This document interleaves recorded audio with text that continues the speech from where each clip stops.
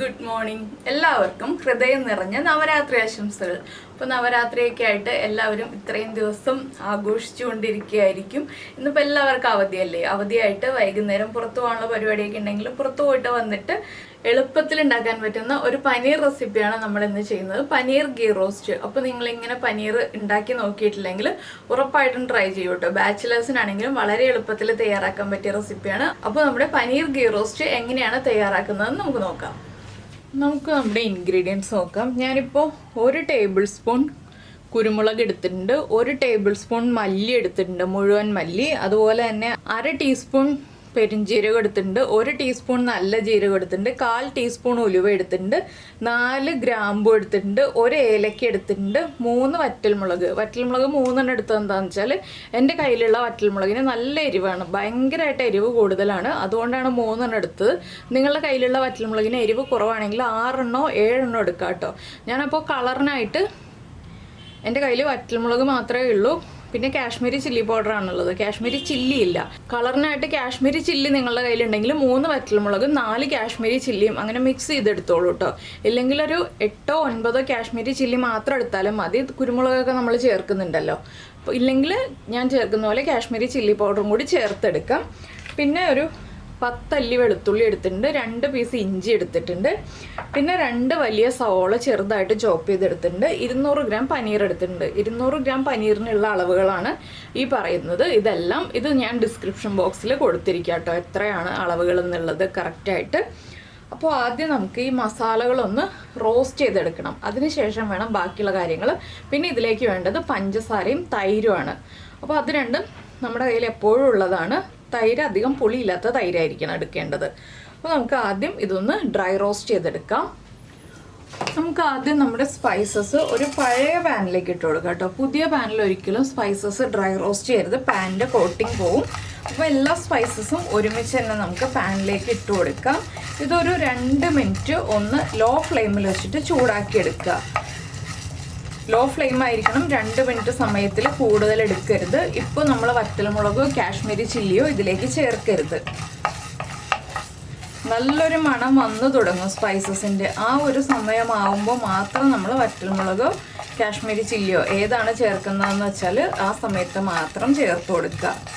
ഇപ്പോൾ ചെറുതായിട്ടൊക്കെ ഒരു നല്ല മണം വന്ന് തുടങ്ങുന്നുണ്ട്. ഞാനിപ്പോൾ 3 വറ്റൽമുളക് ചേർക്കുന്നുണ്ട്. ഇനി വറ്റൽമുളകും കൂടി ചേർന്ന് കുക്കായി വരട്ടെ. കാശ്മീരി ചില്ലി നിങ്ങൾ ചേർക്കുന്നുണ്ടെങ്കിൽ കാശ്മീരി ചില്ലി ചേർത്ത് 1/2 മിനിറ്റ് ഒന്ന് ഇളക്കി കൊടുക്കുക. അതിനുശേഷം നമ്മുടെ വറ്റൽമുളക് ചേർക്കുക. കാശ്മീരി ചില്ലിക്ക് കുക്കിംഗ് ടൈം കൂടുതലാണ്, അതുകൊണ്ടാണ് 1/2 മിനിറ്റ് കാശ്മീരി ചില്ലി ചേർത്ത് ഇളക്കിയിട്ട് വറ്റൽമുളക് ചേർത്ത് ഇളക്കുക എന്ന് പറഞ്ഞത്. വറ്റൽമുളക് വേഗം കറുത്തു പോകും ചൂട് കൂടിയിട്ടുണ്ടെങ്കിൽ. അതുകൊണ്ട് തന്നെ 1/2 മിനിറ്റ് ആദ്യം കാശ്മീരി ചില്ലി കുക്ക് ചെയ്തതിന് ശേഷം മാത്രം നമ്മുടെ വറ്റൽമുളക് ചേർക്കുക. എല്ലാം ചേർന്ന് ടോട്ടൽ കുക്കിംഗ് ടൈം 2 മിനിറ്റാണ്, അതിൽ കൂടുതൽ കുക്കാവരുത്. നന്നായിട്ടൊന്ന് ഇളക്കിക്കൊണ്ടിരിക്കുക കേട്ടോ, കൈയെടുക്കാതെ ഇളക്കി കൊടുക്കണം. ഈ ജീരകവും പെരുംജീരകവും ഒന്നും പൊട്ടാൻ വേണ്ടി നമ്മൾ വെയിറ്റ് ചെയ്യേണ്ട ആവശ്യമില്ല കേട്ടോ. എന്താണെന്ന് വെച്ചാൽ ജീരകം പൊട്ടി വരുമ്പോൾ ബാക്കിയുള്ള കാര്യങ്ങളൊക്കെ കറക്റ്റ് ആവില്ല. ബാക്കിയുള്ള കാര്യങ്ങളെല്ലാം കറക്റ്റായി വരുമ്പോൾ ജീരകം കരിഞ്ഞു പോവും. അപ്പോൾ നമ്മൾ ആ ഒരു സമയം മാത്രം നോക്കിയാൽ മതി. ഇനി നമുക്ക് ഫ്ലെയിം ഓഫ് ചെയ്യുന്നതിന് തൊട്ട് മുന്നേ ആയിട്ട് കാശ്മീരി ചില്ലി പൗഡർ ചേർക്കുന്നുണ്ടെങ്കിൽ മാത്രം ഫ്ലെയിം ഓഫ് ചെയ്യുന്നതിന് തൊട്ട് മുന്നേ ആയിട്ട് നമുക്ക് കളറിന് വേണ്ടിയിട്ട് ഒരു 1/2 ടീസ്പൂൺ കാശ്മീരി ചില്ലി പൗഡർ ചേർത്ത് കൊടുക്കാം. ഇത് ഓപ്ഷനിലാണ് കേട്ടോ, ഞാൻ കാശ്മീരി ചില്ലി ചേർക്കാത്തത് കൊണ്ട് മാത്രം ചേർത്താണ് കാശ്മീരി ചില്ലി പൗഡർ. കൂടിപ്പോയിട്ടുണ്ടെങ്കിൽ എരിവ് കൂടിപ്പോവും, നമുക്ക് കഴിക്കാൻ പറ്റില്ല. കാശ്മീരി ചില്ലി പൗഡർ ചേർത്തിട്ട് വീണ്ടും ഇളക്കി കൊടുക്കുക, കരിഞ്ഞു പോകരുത്, അത് പ്രത്യേകം ശ്രദ്ധിക്കുക. ഇനി നമുക്ക് ഫ്ലെയിം ഓഫ് ചെയ്തിട്ട് പാനിൻ്റെ ചൂടിൽ വെച്ചിട്ട് തന്നെ കുക്ക് ചെയ്തെടുക്കാം. കുറച്ച് സെക്കൻഡ്സ് മാത്രം ഒന്ന് ചൂടാക്കി എടുക്കുക, ഇത്രയും മതി. ഇത് നമുക്കൊരു പ്ലേറ്റിലേക്ക് മാറ്റി വയ്ക്കാം. ഇനി നമുക്ക് പനീർ കട്ട് ചെയ്തെടുക്കാം. ഇപ്പോൾ നമ്മൾ നമ്മുടെ പനീർ കട്ട് ചെയ്ത് വെച്ചിട്ടുണ്ട്. ഇനി നമ്മൾ എന്താണ് ചെയ്യാൻ പോകുന്നതെന്ന് വെച്ചിട്ടുണ്ടെങ്കിൽ മിക്സിയുടെ ജാറിലേക്ക് നമ്മൾ എടുത്തു വെച്ചിരിക്കുന്ന ഇഞ്ചിയും വെളുത്തുള്ളിയും ചേർക്കുക. ഇതിൻ്റെ കൂടെ തന്നെ നമ്മളിപ്പോൾ റോസ്റ്റ് ചെയ്ത് വെച്ചില്ലേ, ഇതെല്ലാം ചേർത്ത് കൊടുക്കുക. ഇനി ഇതൊന്ന് പൊടിച്ചെടുത്തതിന് ശേഷം കുറച്ച് വെള്ളം ചേർത്തൊന്ന് അരച്ചെടുക്കുക. ഒരു തരിതരിപ്പുള്ള പേസ്റ്റായിട്ട് അരച്ചെടുക്കുക, ഫൈൻ പേസ്റ്റായിട്ട് അരയ്ക്കണ്ട. ഇതാ ഞാൻ ഇത്രയും വെള്ളത്തോടു കൂടിയാണ് കേട്ടോ അരച്ചെടുത്തിട്ടുള്ളത്. ഇതിലും കുറച്ചുകൂടി വെള്ളമായാലും കുഴപ്പമില്ല, നമുക്ക് കുറച്ച് വെള്ളം വേണം അരപ്പിൽ. അപ്പോൾ ഫൈൻ പേസ്റ്റ് ആയിട്ടും അല്ല അരച്ചെടുത്തിട്ടുള്ളത്. ഇനി നമുക്കൊരു പാൻ ചൂടാക്കി എടുക്കാം. അപ്പോൾ നമ്മുടെ പാൻ ചൂടായി വരുന്നുണ്ട്. ഞാൻ ഇതിലേക്ക് ഒരു 3 ടേബിൾ സ്പൂൺ നെയ്യാണ് ചേർക്കുന്നത്. ഇനി നമുക്ക് ഈ നെയ്യ് ഒന്ന് മെൽറ്റായി തുടങ്ങുമ്പോൾ ഇതിലേക്ക് നമ്മൾ കട്ട് ചെയ്ത് വെച്ചിരിക്കുന്ന പനീർ പീസസ് ഇട്ട് കൊടുക്കാം. ലോ ഫ്ലെയിമിൽ വെച്ചിട്ട് പനീർ ഒന്ന് ഷാലോ ഫ്രൈ ചെയ്തെടുക്കാം. ഒരുപാട് അങ്ങോട്ട് കളറ് മാറ്റിയെടുക്കണ്ട. ചെറുതായിട്ട് പനീറിൻ്റെ സൈഡ്സൊക്കെ ഒന്ന് കുക്കായി വരണം. പനീർ കുക്ക് ചെയ്യാതെയും ഈ റെസിപ്പി ചെയ്യാം കേട്ടോ. പക്ഷെ പനീർ കുക്ക് ചെയ്തിട്ട് ചെയ്യുമ്പോഴാണ് പനീർ പൊടിഞ്ഞു പോവാതെ നല്ല ടേസ്റ്റോട് കൂടി കിട്ടുക. ഈ നെയ്യിൽ തന്നെയാണ് കേട്ടോ നമ്മൾ ബാക്കി ഈ ഒരു റെസിപ്പി മുഴുവൻ കംപ്ലീറ്റ് ചെയ്യുന്നത്. അതുകൊണ്ടാണ് ഞാൻ മുഴുവൻ നെയ്യും ഇപ്പോൾ തന്നെ ചേർത്തത്. നിങ്ങൾക്ക് വേണമെങ്കിൽ ഒരു ടീസ്പൂൺ നെയ്യിൽ പനീർ ഫ്രൈ ചെയ്തതിന് ശേഷം ബാക്കി നെയ്യ് പിന്നീട് ആഡ് ചെയ്യാം. അപ്പോൾ ഞാനിതിപ്പോൾ മുഴുവനും ഒരുമിച്ച് തന്നെ ചേർത്തുന്നേ ഉള്ളൂ. ഇനിയിപ്പോൾ ഇത് എല്ലാ സൈഡും ഒരേ കളറിലായി വരുന്നത് വരെ നമ്മളൊന്ന് തിരിച്ചിട്ട് കൊടുത്ത് ഫ്രൈ ചെയ്തെടുക്കുക. ഇപ്പോൾ നമ്മുടെ പനീറൊക്കെ ഇതുപോലെ ഫ്രൈ ആയിട്ടുണ്ട്. ഇത്രയും മതി കേട്ടോ. ഈ കളറാകുമ്പോൾ തന്നെ ഞാൻ ഈ പാനിൽ നിന്ന് മാറ്റാണ്. ഇനി നമുക്ക് ഇതേ പാനിലേക്ക് തന്നെ ബാക്കിയുള്ള കാര്യങ്ങളൊക്കെ ആഡ് ചെയ്യാം. 1/2 ടീസ്പൂൺ നമ്മുടെ ക്യുമിൻ സീഡ്സ് ചേർത്ത് കൊടുക്കാം. ക്യുമിൻ സീഡ്സ് ഒന്ന് പൊട്ടി തുടങ്ങുമ്പോൾ നമുക്കൊരു ബേ ലീഫ് ചെറുതായിട്ട് കീറി ഇട്ട് കൊടുക്കാം. ബേ ലീഫിൻ്റെയും ക്യുമിൻ സീഡ്സിൻ്റെയും ഒക്കെ ഫ്ലേവർ ഒന്ന് നമ്മുടെ നെയ്യിലേക്ക് പിടിച്ചു വന്നു കഴിയുമ്പോൾ നമ്മൾ കട്ട് ചെയ്ത് വെച്ചിരിക്കുന്ന സവോള ചേർക്കാം. ഇനി സവോള ഒന്ന് വഴറ്റിയെടുക്കുക. സവോള വഴറ്റുമ്പോൾ നന്നായിട്ട് വഴറ്റുക കേട്ടോ. സവോളയിലേക്ക് കുറച്ച് ഉപ്പും കൂടി നമുക്കിപ്പോൾ ചേർത്ത് കൊടുക്കാം. സവോളയ്ക്ക് ആവശ്യമായ ഉപ്പ് മാത്രം ഒരു 1/4 ടീസ്പൂൺ ചേർത്തിട്ടുണ്ട്.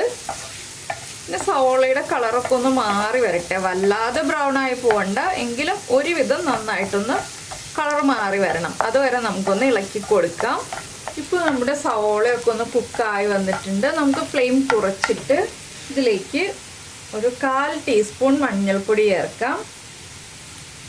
ഇനി ഈ മഞ്ഞൾപ്പൊടി ഒന്ന് കുക്കായി വരുന്നത് വരെ വീണ്ടും 1 മിനിറ്റ് ഒന്ന് ഇളക്കി കൊടുക്കുക. നമ്മൾ വീണ്ടും നെയ്യൊന്നും ആഡ് ചെയ്തിട്ടില്ല കേട്ടോ. ആദ്യം ചേർത്ത നെയ്യിൽ തന്നെയാണ് ബാക്കിയുള്ള കുക്കിംഗ് കംപ്ലീറ്റ് ചെയ്യുന്നത്. അപ്പോൾ നിങ്ങൾക്ക് ബേ ലീഫ് വേണ്ട എന്നുണ്ടെങ്കിൽ ബേ ലീഫ് മുഴുവനായിട്ട് ചേർത്തിട്ട് കുക്കിംഗ് കഴിയുമ്പോൾ എടുത്ത് മാറ്റാവുന്നതാണ്. ബേ ലീഫിൻ്റെ ഫ്ലേവർ നമുക്ക് ഈ കറിക്ക് വേണം, അതുകൊണ്ടാണ് ബേ ലീഫ് ആഡ് ചെയ്യുന്നത്. പക്ഷെ ബേ ലീഫിൻ്റെ ആ ഒരു ഫ്ലേവർ മാത്രം മതി. ബേ ലീഫ് എടുത്ത് മാറ്റണം എന്നുണ്ടെങ്കിൽ, കുട്ടികളൊക്കെ കഴിക്കുമ്പോൾ താല്പര്യമില്ലാന്നുണ്ടെങ്കിൽ ബേ ലീഫ് മുഴുവനെ ചേർത്തിട്ട് നമുക്ക് കുക്കിംഗ് കഴിയുമ്പോൾ എടുത്ത് മാറ്റാം. ഇനി മഞ്ഞൾപ്പൊടിയുടെ റോ ടേസ്റ്റ് മാറി വരുമ്പോൾ നമ്മൾ അരച്ചു വെച്ചിരിക്കുന്ന ഈ പേസ്റ്റ് ഉണ്ടല്ലോ, ഇത് ചേർത്ത് കൊടുക്കുക. ഇതിലേക്ക് ഇനി കുറച്ച് വെള്ളം ചേർത്തിട്ട് നമുക്ക് കുറച്ചുകൂടി പേസ്റ്റ് ആഡ് ചെയ്യാം. മസാല ഒട്ടും നമുക്ക് കളയാനില്ല, അതുകൊണ്ടാണ് മിക്സിയുടെ ജാറ് മുഴുവൻ കഴുകി നമ്മൾ ചേർക്കുന്നത്. ഇനി ഈ പേസ്റ്റിലേക്ക് ഇടുന്ന നമ്മുടെ സവോളയൊന്ന് നന്നായിട്ട് കുക്കായി വരണം. ഇതിൻ്റെ കൂടെ തന്നെ 1/2 ടീസ്പൂൺ ഗരം മസാലപ്പൊടിയും കൂടി ചേർക്കാം. കൂടുതൽ ഗ്രേവി വേണം എന്നുണ്ടെങ്കിൽ കുറച്ചുകൂടി വെള്ളം ചേർക്കാം കേട്ടോ. പിന്നെ നമ്മൾ കറി ആക്കിയിട്ട് കറി കുറുകി പോവുകയാണെന്നുണ്ടെങ്കിൽ നമ്മളിതിലേക്ക് തിളച്ച വെള്ളം ചേർത്ത് ലൂസാക്കി എടുക്കുക. പിന്നെ പച്ചവെള്ളം ചേർക്കരുത്. ഈ ഒരു സ്റ്റേജിൽ മാത്രം നമുക്ക് നോർമൽ റൂം ടെമ്പറേച്ചറിലുള്ള വെള്ളം ഒഴിച്ചിട്ട് കറി ലൂസാക്കി എടുക്കാം. കറി കുറുകിയതിന് ശേഷം റൂം ടെമ്പറേച്ചറിലുള്ള വെള്ളം ഒഴിക്കരുത്. തിളച്ച വെള്ളം ചേർത്ത് കറി ലൂസാക്കി എടുക്കുക. ഞാനിപ്പോൾ കുറച്ചുകൂടി വെള്ളം ചേർക്കുകയാണ്. അപ്പോൾ നമ്മുടെ ഗ്രേവിക്ക് ആവശ്യമായ ഉപ്പും പനീറിന് ആവശ്യമായ ഉപ്പും ഒക്കെ നമുക്ക് ഇപ്പോൾ ചേർത്ത് കൊടുക്കാം. നമ്മൾ സവോള വഴറ്റാൻ ആവശ്യമായ ഉപ്പ് മാത്രമേ ചേർത്തിട്ടുണ്ടായിരുന്നുള്ളൂ. ഒരു 1/4 ടീസ്പൂണും കൂടി ഉപ്പ് ചേർക്കുന്നുണ്ട്. ഇതിൻ്റെ കൂടെ തന്നെ ഞാൻ ഒരു തണ്ട് കറിവേപ്പിലയും കൂടി ചേർത്ത് കൊടുക്കുന്നുണ്ട്. നിങ്ങൾക്ക് മല്ലിയിലയുടെ ഫ്ലേവറാണ് താല്പര്യമെങ്കിൽ മല്ലിയില ചേർക്കാം. പിന്നെ ഒരു 1/4 ടീസ്പൂൺ പഞ്ചസാര. ഇതിൻ്റെ എല്ലാം കൂടെ 1/4 കപ്പ് വരെ നമ്മുടെ തൈരും ചേർത്ത് കൊടുക്കാം. തൈര് ഒരു ഫോർക്ക് കൊണ്ട് ഉടച്ചിട്ട് ചേർത്ത് കൊടുക്കുക. ഇതെല്ലാം ചേർത്ത് നന്നായിട്ട് ഇളക്കി മിക്സ് ചെയ്യുക. ഇനി ഇതെല്ലാം ചേർന്ന് നന്നായിട്ടൊന്ന് മിക്സായി ഒന്ന് തിളച്ച് കുറുകി തുടങ്ങട്ടെ. അതിനുശേഷം മാത്രം നമ്മുടെ പനീർ പീസസ് ആഡ് ചെയ്യാം. അപ്പോൾ നമ്മുടെ നെയ്യൊക്കെ തെളിഞ്ഞ് വരുന്നുണ്ട്, ഗ്രേവി നന്നായിട്ട് തിളയ്ക്കുന്നുണ്ട്. ഇതിലേക്ക് നമുക്ക് നമ്മൾ ഷാലോ ഫ്രൈ ചെയ്ത് വെച്ചിരിക്കുന്ന പനീർ ആഡ് ചെയ്യാം. പനീർ ആഡ് ചെയ്തിട്ട് ഒന്ന് അടച്ചു വെച്ച് കുക്ക് ചെയ്യണം. മീഡിയം ഫ്ലെയിമിൽ അടച്ചു വെച്ച് കുക്ക് ചെയ്യണം. പനീറിലേക്ക് മസാലയൊക്കെ ഒന്ന് പിടിച്ചു വരുന്ന രീതിയിൽ കുക്ക് ചെയ്തെടുക്കുക. നിങ്ങൾക്ക് എത്രത്തോളം ഗ്രേവി വേണം, നന്നായിട്ട് മസാല പൊതിഞ്ഞിരിക്കുന്ന രീതിയിൽ വേണം പനീറെങ്കിൽ ആ രീതിയിലൊന്ന് ഒരു 4 മിനിറ്റ് മീഡിയം ഫ്ലെയിമിൽ വെച്ച് കുക്ക് ചെയ്യുക. ഇല്ലെങ്കിൽ കുറച്ച് ഗ്രേവിയോടുകൂടി വേണമെന്നുണ്ടെങ്കിൽ 2 മിനിറ്റ് അടച്ചു വെച്ച് കുക്ക് ചെയ്യുക കേട്ടോ. അത് നമ്മൾ തീരുമാനിക്കുക നമുക്ക് എത്ര ഗ്രേവി വേണം എന്നുള്ള രീതിയിൽ. അതിനുശേഷം ഉപ്പൊക്കെ ഒന്ന് ചെക്ക് ചെയ്യുക. 2 മിനിറ്റ് കഴിയുമ്പോൾ ഉപ്പ് ചെക്ക് ചെയ്തിട്ട് ഉപ്പ് കുറവാണെങ്കിൽ 2 മിനിറ്റ് കഴിയുമ്പോൾ ഉപ്പ് ആഡ് ചെയ്ത് കൊടുക്കാം. ഇപ്പോൾ തന്നെ ഉപ്പ് ചെക്ക് ചെയ്യേണ്ട, 2 മിനിറ്റും കൂടി കഴിഞ്ഞിട്ട് ഉപ്പൊക്കെ ചെക്ക് ചെയ്താൽ മതി. അപ്പോൾ ഞാനിനി അടച്ചു വെക്കട്ടെ. ഇപ്പോൾ ഇതാ നമ്മൾ അടച്ചു വെച്ചിട്ട് 2 മിനിറ്റ് ആയി. കണ്ടോ, നെയ്യൊക്കെ തെളിഞ്ഞു തുടങ്ങിയിട്ടുണ്ട്.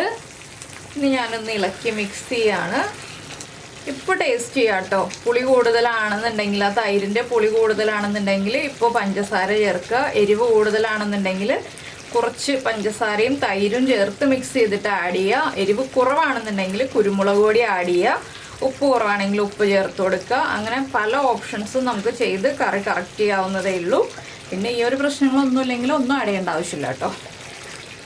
ഇനി നമുക്കിതിലേക്ക് ഒരു തണ്ട് കറിവേപ്പിലയും കൂടി ചേർത്തിട്ട് ഫ്ലെയിം ഓഫ് ചെയ്യാം. അപ്പോൾ ഞാനൊരു സെമി റോസ്റ്റാണ് ചെയ്യുന്നത്, ഫുൾ റോസ്റ്റ് അല്ല. എന്താണെന്ന് വെച്ചാൽ നന്നായിട്ട് റോസ്റ്റ് ചെയ്യണം എന്നുണ്ടെങ്കിൽ ഗ്രേവി മുഴുവൻ വറ്റിച്ചെടുക്കണം. അപ്പോൾ എന്താണെന്ന് വെച്ചാൽ ഞാൻ ചോറിന് പനീർ റോസ്റ്റായിട്ടല്ല ചെയ്യുന്നത്, ചപ്പാത്തിക്ക് പറ്റിയൊരു റോസ്റ്റായിട്ടാണ്. അതുകൊണ്ട് ഒരു സെമി റോസ്റ്റായിട്ടാണ് ചെയ്യുന്നത്. അപ്പോൾ കുറച്ച് ഗ്രേവിയോട് കൂടിയാണ് ചെയ്യുന്നത്. അപ്പോൾ നിങ്ങൾക്ക് ചോറിൻ്റെ കൂടെയോ ചപ്പാത്തിയുടെ കൂടെയോ അപ്പത്തിൻ്റെ കൂടെയോ പൂരിയുടെ കൂടെയോ പൊറോട്ടയുടെ കൂടെയോ ഒക്കെ കഴിക്കാം കേട്ടോ. ഞാനിതിലേക്ക് ലാസ്റ്റ് ഒരു തണ്ട് കറിവേപ്പിലയും കൂടി ചേർത്തിട്ട് ഫ്ലെയിം ഓഫ് ചെയ്യാണ്. കഴിഞ്ഞു നമ്മുടെ പനീർ ഗീ റോസ്റ്റിൻ്റെ പരിപാടി. അപ്പോൾ എല്ലാവരും ഉണ്ടാക്കി നോക്കുക. ഫ്ലെയിം ഓഫ് ചെയ്തു കേട്ടോ. ഇനി പാനിൻ്റെ ചൂടിലിരുന്ന് തിളയ്ക്കുന്നതേ ഉള്ളൂ. അപ്പോൾ എല്ലാവരും ഉണ്ടാക്കി നോക്കിയിട്ട് എന്തൊക്കെ ചെയ്യും, ഇഷ്ടമായി കഴിഞ്ഞാൽ ലൈക്ക് ചെയ്യാനും കമൻറ്റ് ചെയ്യാനൊന്നും മറന്നുപോയില്ലല്ലോ. അതുപോലെ നമ്മുടെ ചാനൽ ആദ്യമായിട്ട് കാണുകയാണെങ്കിൽ നമ്മുടെ വീഡിയോ പ്രസൻറ്റ് ചെയ്യുന്ന രീതിയൊക്കെ ഇഷ്ടമായി എന്നുണ്ടെങ്കിൽ ഒന്ന് സബ്സ്ക്രൈബും കൂടി ചെയ്യില്ലേ. അപ്പോൾ നമുക്ക് നമ്മുടെ അടുത്ത റെസിപ്പിയുമായിട്ട് അടുത്ത ദിവസം വീണ്ടും കാണാം.